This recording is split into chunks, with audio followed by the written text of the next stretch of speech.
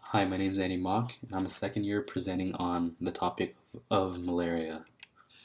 So, first of all, the public health problem is that human malaria is a type of virus, a parasite that originated in the sub Saharan Africa and South Asia and also Central America from non human primates. And new non human primates basically means chimpanzees, apes, gorillas, that basically contains the Plasmodium parasite that has transferred from a mosquito that has bit the non-human primate, and then afterwards transferred it to a human through blood transfusion. And the Plasmodium parasite is transmitted from the Anopheles mosquito that has previously feasted on a previously affected person or non-human primate. And this disease kills approximately 500,000 people per year and affects approximately 200 million people per year. So that's a high amount of people. And if you look on the heat map, um, Central Africa, Central America, and Southeast Asia are the places that has the highest amount of malaria, and this is because it's a it's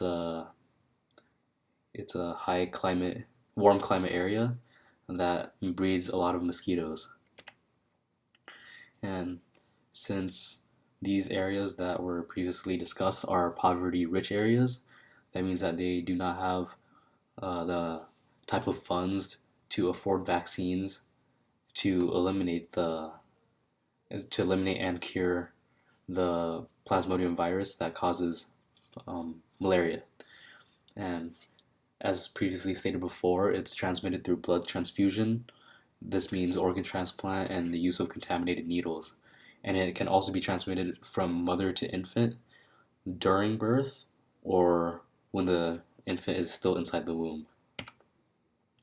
The first solution strategy is a primary prevention that is basically an insecticide treated net.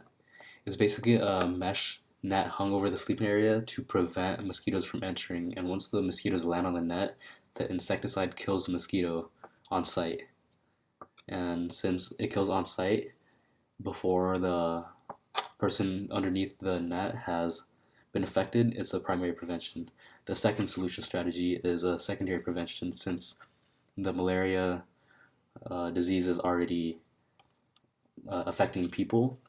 Anti-malarial vaccines are administered to the populations to cure or prevent the disease at hand, and this is to cure people who already have the malaria disease or prevent people who don't have the disease from getting the disease. And mass drug administration seeks to reduce malaria morbidity and mortality. An example that the US used in 1947 was the NMEP, which is the National Malaria Eradication Program, where 6,500,000 homes were sprayed with insecticide called DDT.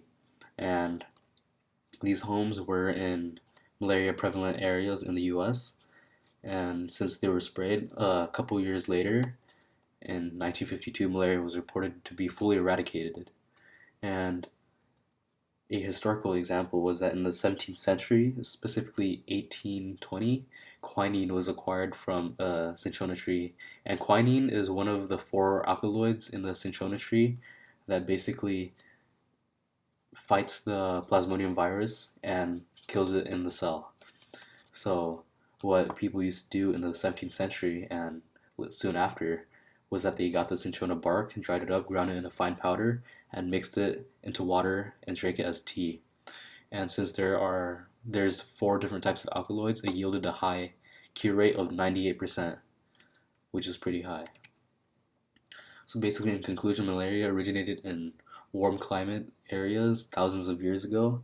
It wasn't sure when it was originated, but it was for sure known that it originated from non-human primates and transferred from mosquitoes through blood transfusion to humans. And basically, it kills approximately 500,000 people per year.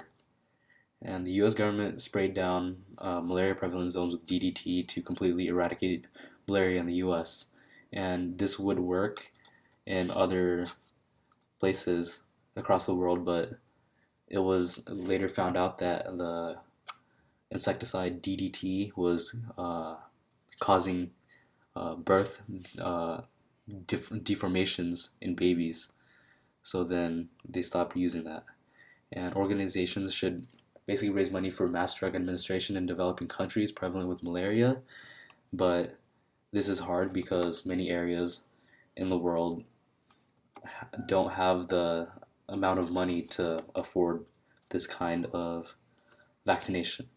I think it's important for everyone to be educated in not sharing contaminated needles or contaminated blood transfusion because this is one way to stop malaria from spreading.